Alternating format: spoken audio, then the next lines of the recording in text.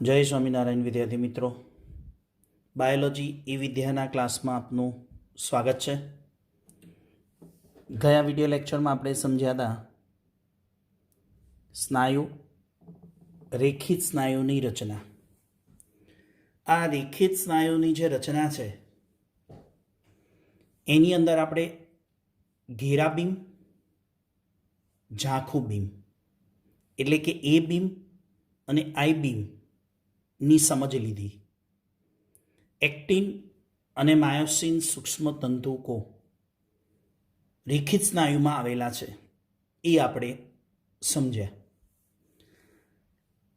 એની અંદરની રચનામાં એ beam, I beam, Z beam, H beam આ બધા બીમ વિશે આપણને સારી એવી સમજ પડી ગઈ હશે. છતાં પણ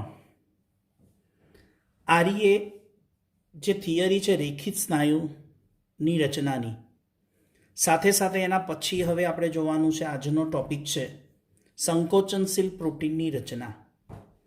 ત્યાર પછી બીજો વિડીયો એના ઉપર બનશે કેવી રીતે સ્નાયુઓનું સંકોચન વિસ્તરણ થાય છે. વિદ્યાર્થી મિત્રો, આ જે થિયરી છે એને સારી રીતે સમજવા માટે એક એનિમેશન પણ જરૂરી છે. તો પહેલાં થિયરીને સમજી લઈએ, ત્યાર પછી એના એનિમેશનની લિંક અને વિડીયો એ તમને આપીશું. ત્યારે એના ઉપર જઈને વધુ સારી રીતે કોન્સેપ્ટ ક્લિયર કરી શકશો. જો કોઈ વસ્તુ એનિમેશન હોય ને તો વધુ સારી રીતે તમને યાદ રહે. પણ એ ક્યારે? થિયરી આપણી ચોપડીની લાઇન ટુ લાઇન એટલે કે વર્ડ ટુ વર્ડ અને લાઇન ટુ લાઇન ક્લિયર થઈ જાય પછી. ઓકે, શરૂ કરીએ આપણે ટોપિક નંબર છે 20 એટલે કે ચેપ્ટર 2.1 સંકોચનશીલ પ્રોટીનની રચના સમજવી છે. હવે સંકોચનશીલ પ્રોટીન એટલે કોને કહેશો? કે જેમાં સ્નાયુઓનું શું થવાનું છે? સંકોચન થવાનું છે અને વિસ્તરણ થવાનું છે. તો એ જે સ્નાયુઓનું સંકોચન અને વિસ્તરણ થશે એમાં કોણ રોલ ભજવે છે, કોનું કાર્ય સમજવાનું છે, કોની રચના સમજવાની છે. તો એની અંદર સંકોચનશીલ પ્રોટીનમાં આપણે સમજવાનું છે, એક તો એક્ટિન સૂક્ષ્મ તંતુકોની રચના સમજીશું, જેથી આપણને એક્ઝેક્ટ ખબર પડે કે કેવી રીતે સંકોચનમાં એક્ટિન ભાગ લે છે. બીજા બે મુખ્ય અને સપોર્ટર છે ટ્રોપોનિન અને ટ્રોપોમાયોસિન. અને મુખ્ય અને ચોથા છે માયોસિન સૂક્ષ્મ તંતુકો. સમજો વિદ્યાર્થી મિત્રો, આ ચાર જે નામ આપ્યા છે એમાં એક્ટિન સૂક્ષ્મ તંતુકો, ટ્રોપોનિન, ટ્રોપોમાયોસિન અને માયોસિન સૂક્ષ્મ તંતુકો, આ ચારની અંદરથી મુખ્ય એક્ટિન સૂક્ષ્મ તંતુકો અને માયોસિન સૂક્ષ્મ તંતુકો છે, જેને આપણે આને કયું બીમ કહીએ છીએ? એક્ટિન સૂક્ષ્મ તંતુકોને આઈ બીમ નામ આપ્યું છે, રાઈટ? અને માયોસિન ક્યાં આવેલા હોય? એ બીમમાં આવેલા હોય. ગયા વિડીયો લેક્ચરમાં તમને સમજાયું ક્યાં આગળ એક્ટિન સૂક્ષ્મ તંતુકો ક્યાં છે?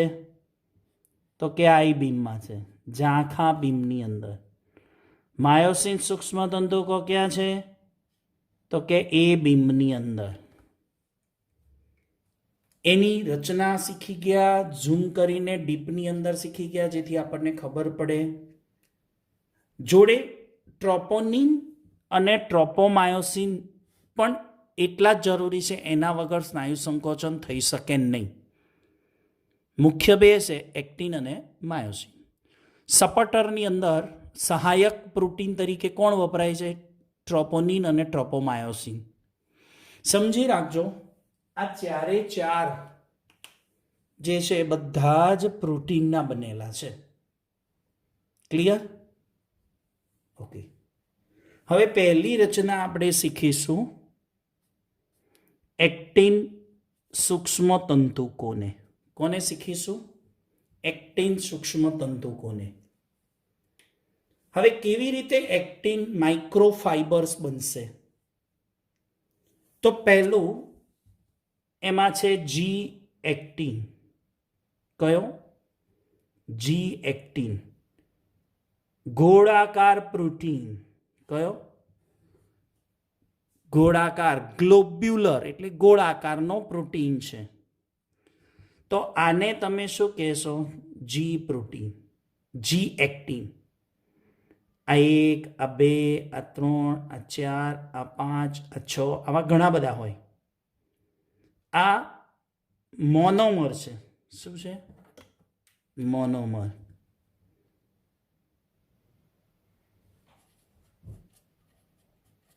મોનોમર એટલે ખબર પડે છે ને?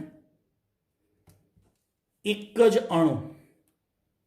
એક મર એટલે અણુ અને મોનો એટલે એક અણુ. હવે જે મોનોમર મેં કીધા એ કોના મોનોમર છે? એક્ટિનના મોનોમર. એક્ટિન સૂક્ષ્મ તંતુકોના મોનોમર છે. એને આપણે જી એક્ટિન કહીશું. આ જી એક્ટિનમાંથી જ એફ એક્ટિન બને.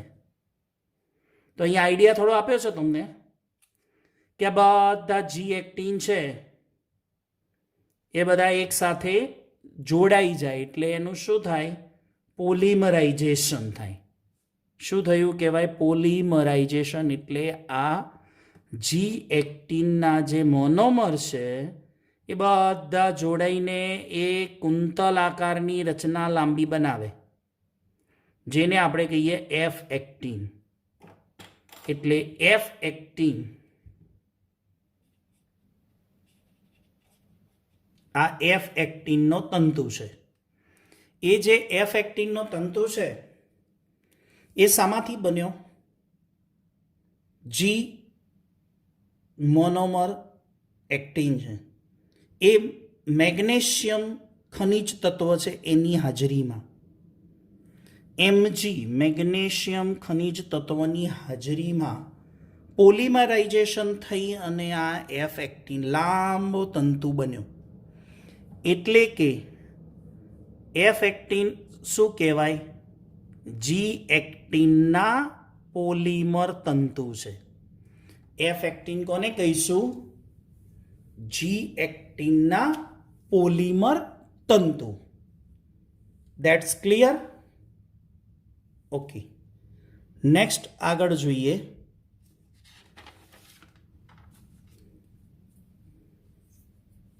એક્ટિન સૂક્ષ્મ તંતુકો. ત્રીજા નંબરે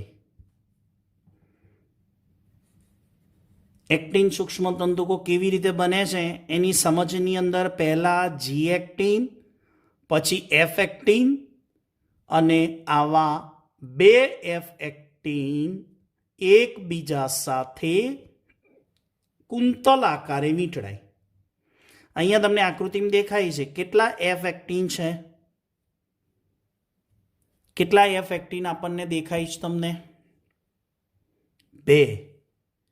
આ બંને એફ એક્ટિન એકબીજા સાથે કુંતલ આકારે વીંટળાઈ ગયા. તો આને શું કહેવાય?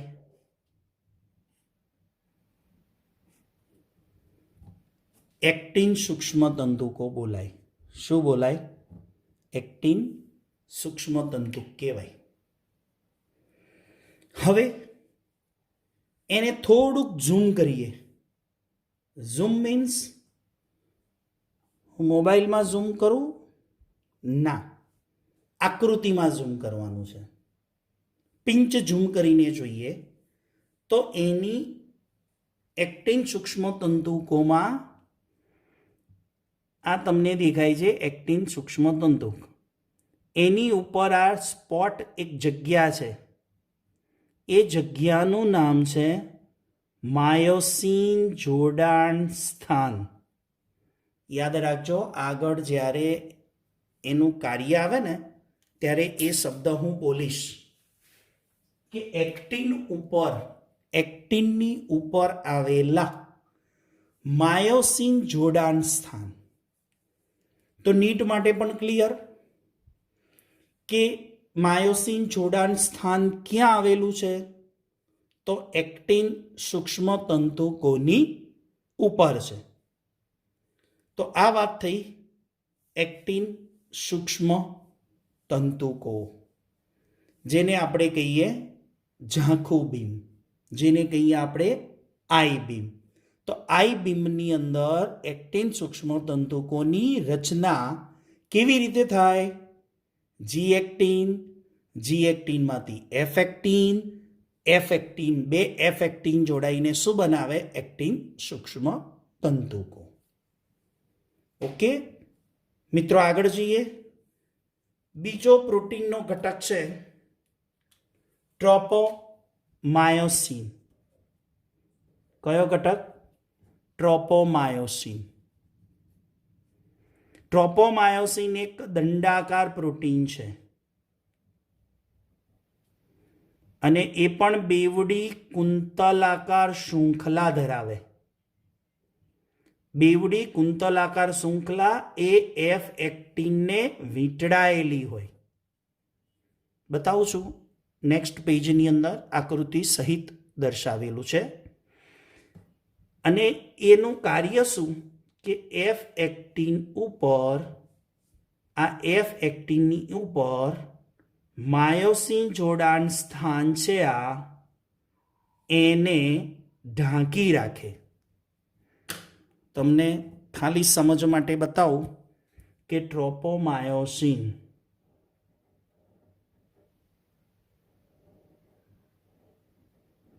આ રહી એક દંડાકાર બેવડી કુંતલમય શૃંખલા છે, જેને આપણે શું કહીશું? ટ્રોપોમાયોસિન કહીશું. શું કહીશું? ટ્રોપોમાયોસિન. જુઓ નેક્સ્ટ આકૃતિમાં.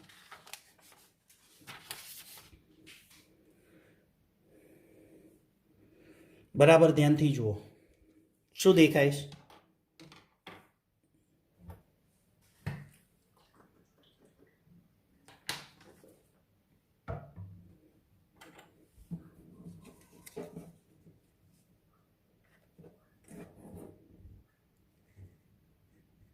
નેક્સ્ટ અહીંયા આપણે બતાવ્યું છે આ બેવડી એફ એક્ટિનની શૃંખલા છે. બ્લુ કલરમાં જે બતાવ્યું છે એ એફ એક્ટિન છે, રાઈટ? એની ઉપર તમે જો આ કેસરી રંગનું શું બતાવ્યું છે? બેવડી કુંતલમય ટ્રોપોમાયોસિન બતાવ્યું છે. શું બતાવ્યું છે? ટ્રોપોમાયોસિન છે.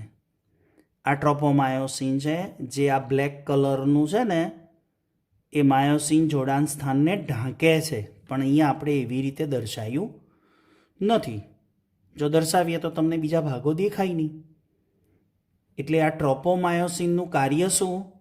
આ એક્ટિન ઉપર આવેલી આ માયોસિન જોડાણ સ્થાન છે એને ઢાંકી રાખે.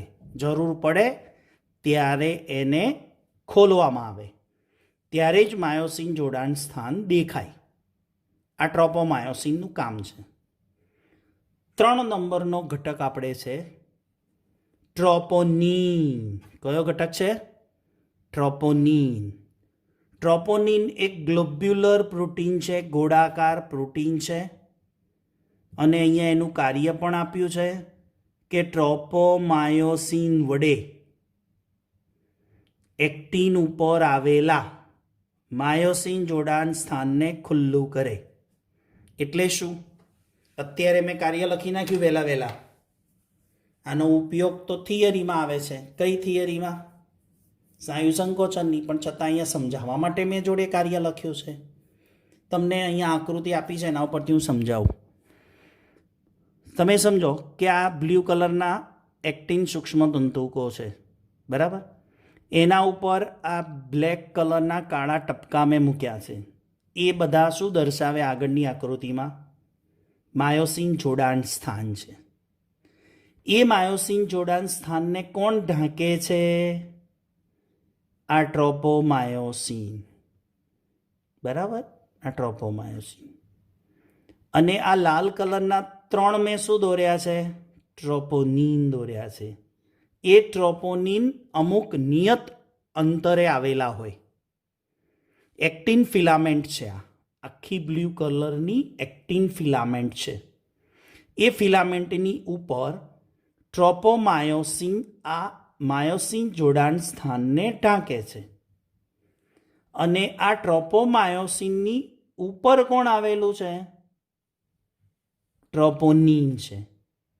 એ ટ્રોપોનિન આ ટ્રોપોમાયોસિનને હટાવે. ટ્રોપોનિન ટ્રોપોમાયોસિનને હટાવે, ખસેડે એટલે એક્ટિન ઉપર આવેલું માયોસિન જોડાણ સ્થાન ખુલ્લું થાય. સમજાય છે ને? કે હવે 10%, 90-95% ખબર પડી ગઈ. હવે 5% એનિમેશન જોશો ને આ થિયરીમાં તો જ ક્લિયર થશે. અને બહુ સરસ એનિમેશન તમને બતાવીશ જેના દ્વારા આ થિયરીનો કોન્સેપ્ટ તમારો ક્લિયર થઈ જાય. બરાબર ને વિદ્યાર્થી મિત્રો? આગળ ટ્રોપોનિન 3 પ્રકારના છે. એક છે ટીપીસી, બીજા છે ટીપીઆઈ, ત્રીજા છે ટીપીટી. ચોપડીમાં નથી, એનસીઆરટીમાં નથી. ટ્રોપોનિન કેટલા પ્રકારના છે? 3. અહીંયા મેં 3 દોર્યા જ છે. જુઓ ને, એક્ટિન ફિલામેન્ટ એટલે કે ટ્રોપોમાયોસિનની ઉપર ચોક્કસ અંતરે છે, નિયત અંતરે આવેલા છે. અને 3 પ્રકારના છે. 3 પ્રકારના જોડીમાં હોય, બધા 3 સાથે હોય એમ. તો એક ટીપીસી છે, એક ટીપીઆઈ છે અને એક ટીપીટી છે. તો આપણે 3 નામ ખાલી યાદ રાખવાના છે, ટીપીસી, ટીપીઆઈ અને ટીપીટી. તો ચલો, ખ્યાલ આવી ગયો? તો આ વાત થઈ એક્ટિન ફિલામેન્ટ એટલે કે એક્ટિન સૂક્ષ્મતંતુકો, ટ્રોપોમાયોસિન અને ટ્રોપોનિન વિશે. હવે આપણે નેક્સ્ટ જોઈએ માયોસિન સૂક્ષ્મ તંતુકો, જે ઘેરા બીમની અંદર આવેલા છે. એ બીમની અંદર કયા સૂક્ષ્મ તંતુકો આવેલા છે? માયોસિન સૂક્ષ્મ તંતુકો. થિયરીને રિવાઇઝ કરજો. કઈ થિયરી? રેખિત સ્નાયુ. એ બીમ, જાડા બીમ, આ એક્ટિન છે એને કયા બીમ કહેવાય? આઈ બીમ. પાતળા સૂક્ષ્મ તંતુકો એક્ટિનના બનેલા. જ્યારે એ બીમમાં કોણ હોય? જાડા સૂક્ષ્મ તંતુકો માયોસિન પ્રોટીનના. હવે એ બીમની અંદર જાડા અને માયોસિનના બનેલા સૂક્ષ્મ તંતુકોનો સ્ટડી કરીએ, એની રચનાને સમજીએ કે એમાં પણ આની જેવું શું આવેલું છે. તો આપણે જોઈએ માયોસિન સૂક્ષ્મ તંતુકો એટલે કે એ બીમની રચના કરે છે. માયોસિન સૂક્ષ્મ તંતુકો કોની રચના કરે છે? એ બીમની. શાના બનેલા છે? પ્રોટીન તરીકે માયોસિન આવેલું છે. અને કેવા છે? જાડા સૂક્ષ્મ તંતુકો છે. હવે એ માયોસિન સૂક્ષ્મ તંતુકો શાના બનેલા છે? મેરોમાયોસિનના નાના નાના એકમોના બનેલા છે. જેમ એક્ટિન સૂક્ષ્મ તંતુકો શાના બનેલા હતા? જી એક્ટિનના, એફ એક્ટિનથી. એમ અહીંયા માયોસિન સૂક્ષ્મ તંતુકો મેરોમાયોસિન, શું લખ્યું છે? મેરોમાયોસિનના એકમોના બનેલા છે માયોસિન સૂક્ષ્મ તંતુકો. હવે આ દરેક મેરોમાયોસિન સૂક્ષ્મ તંતુક છે, જે મેરોમાયોસિન એકમ છે, એક એકમ, એમાં શું હોય? ગોળાકાર શીર્ષ અને ટૂંકી ભુજા. હમણાં આકૃતિ દ્વારા બતાવું છું. અહીંયા પહેલાં લખેલું થિયરીમાં સમજી લો. ગોળાકાર શીર્ષ અને ટૂંકી ભુજા. જ્યારે બીજું છે પૂંછડી, એટલે માયોસિન સૂક્ષ્મતંતુ શાના બનેલા? એનો નાનામાં નાનો એકમ કોણ? મેરોમાયોસિન. અને મેરોમાયોસિનના કેટલા ભાગ? 2 ભાગ પડે. એક સંપૂર્ણ મેરોમાયોસિન બને એક શીર્ષ અને ટૂંકી ભુજાથી, અને બીજો ભાગ છે, બીજો પાર્ટ છે એનો પૂંછડી. જે શીર્ષ અને ટૂંકી ભુજા છે એ શાના બનેલા છે? HMM. What is the HMM? Heavy meromyosin. H એટલે હેવી, હેવી એટલે ભારે, મેરોમાયોસિન. તો ગોળાકાર શીર્ષ અને પૂંછડી શાના બનેલા છે? ભારે મેરોમાયોસિનના. જ્યારે પૂંછડી શાની બની છે? LMM એટલે લાઇટ મેરોમાયોસિન, હલકા મેરોમાયોસિનની પૂંછડી. તો દરેક મેરોમાયોસિન જે એક એકમ છે શાનો બને? ગોળાકાર શીર્ષ અને પૂંછડી, ગોળાકાર શીર્ષ અને ટૂંકી ભુજા. અને બીજો ભાગ શું હોય? પૂંછડી. શીર્ષ અને ટૂંકી ભુજા શાનું બને છે? મેરોમાયોસિન, હેવી મેરોમાયોસિન. પૂંછડી શાની બને? હલકી, એટલે કે લાઇટ મેરોમાયોસિનની. હવે ભુજા ચોકડી કોને કહેવાય? હેવી મેરોમાયોસિનના તંતુનો બહારનો ઉપસેલો ભાગ શું બનાવે? ક્રોસ આર્મ બનાવે, ભુજા ચોકડી. જો હવે આકૃતિ દ્વારા સંપૂર્ણ માયોસિન સૂક્ષ્મ તંતુકોની માહિતીને સમજીએ. સુંદર મજાની રંગીન આકૃતિ ડ્રો કરી છે, એના દ્વારા આપણે સમજીએ. જો અહીંયા દેખાય છે? Okay, clear? હા. હવે જો આ મેરોમાયોસિનનો એક એકમ છે. આ સંપૂર્ણ એકમને શું કહીશું? મેરોમાયોસિન. બરાબર? આવા ઘણા બધા મેરોમાયોસિન ભેગા થાય ત્યારે શું બને? માયોસિન સૂક્ષ્મ તંતુકો, એનું બંડલ. મેરોમાયોસિન, અનેક મેરોમાયોસિન ભેગા થઈને માયોસિન સૂક્ષ્મ તંતુકોનું એક જૂથ બને, બંડલ બને. અને આ બંડલમાં કોણ હોય? મેરોમાયોસિન. તો આવા અસંખ્ય મેરોમાયોસિન ભેગા થઈ અને શું બનાવે? માયોસિન સૂક્ષ્મ તંતુકો દર્શાવે. પણ ક્યારે? આવા અસંખ્ય ભેગા થાય ત્યારે. That's clear?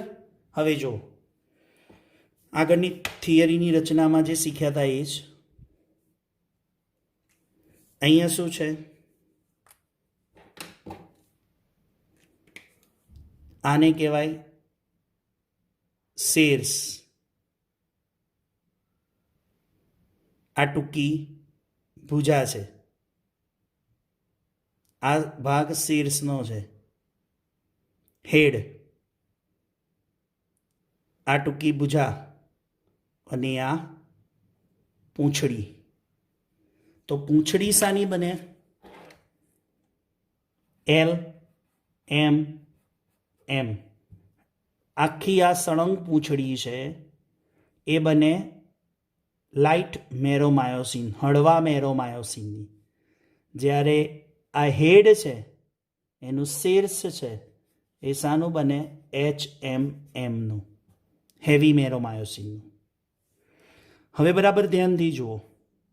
ભુજા ચોકડી એટલે આ ભાગ છે એને ક્રોસ આર્મ કહેવાય, અને ભુજા ચોકડી કહેવાય. હવે અગત્યની વાત, આ શીર્ષ ઉપર 2 મેં અલગ અલગ રંગના ટપકા કર્યા છે. ધ્યાનથી જુઓ. ક્લિયર? 2 અલગ અલગ રંગના જગ્યાઓ બતાવી છે. એ જગ્યાઓ પણ શું દર્શાવે છે એને સમજવું જરૂરી છે, તો જ આપણને સ્નાયુ સંકોચનની ક્રિયામાં ખબર પડશે. આ માયોસિનની ઉપર આ જે જગ્યા બતાવી છે એને શું કહેવાય? એક્ટિન જોડાણ સ્થાન. શું કહીશું? એક્ટિન જોડાણ સ્થાન કહીશું. માયોસિનની ઉપર આ જે જગ્યા છે એને કહીશું એક્ટિન જોડાણ સ્થાન. જ્યારે આ બ્લુ કલરની જગ્યા બતાવી છે એને કહીશું એટીપી જોડાણ સ્થાન.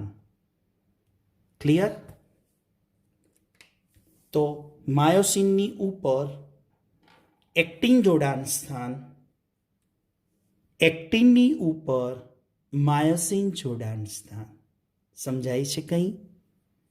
આ માયોસિન છે, આ માયોસિનની ઉપર એક્ટિન જોડાણ સ્થાન છે અને એક્ટિનની રચના જુઓ.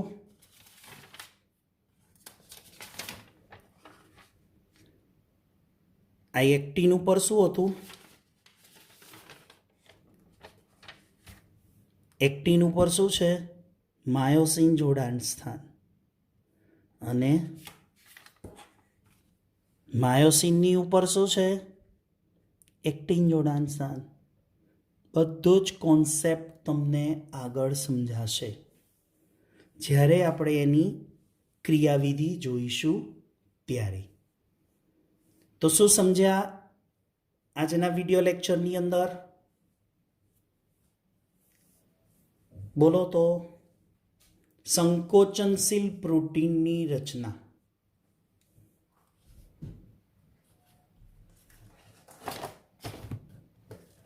અને સંકોચનશીલ પ્રોટીનની અંદર એક્ટિન સૂક્ષ્મતંતુકો, માયોસિન સૂક્ષ્મતંતુકો, ટ્રોપોનિન અને ટ્રોપોમાયોસિન. આ તમારી બુક્સ. અને તમારા માટે આ બુક શું કહેવાય?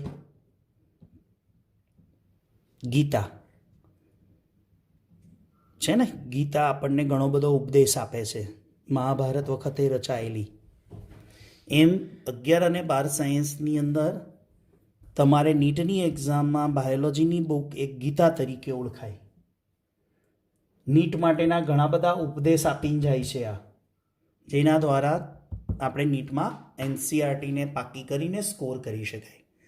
તો આજે જે થિયરી શીખ્યા એ આ છે, સંકોચનશીલ પ્રોટીનની રચના. તમારે અહીંથી અહીંયા સુધીની થિયરી થઈ અને આકૃતિ પણ તૈયાર કરવાની.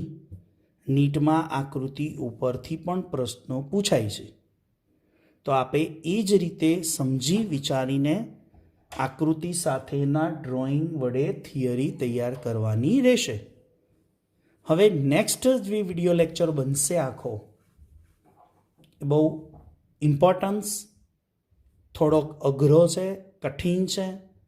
અને હંમેશા કોઈ પણ કઠિન વસ્તુ, કઠિન ટૉપિકને યાદ કરવા માટે અથવા તો સમજવા માટે આપણે ઘણો બધો પ્રયત્ન કરીએ, પણ એ પ્રયત્નને સરળ બનાવવા માટે આપણે એનિમેશન દ્વારા પણ એનો અભ્યાસ કરીશું.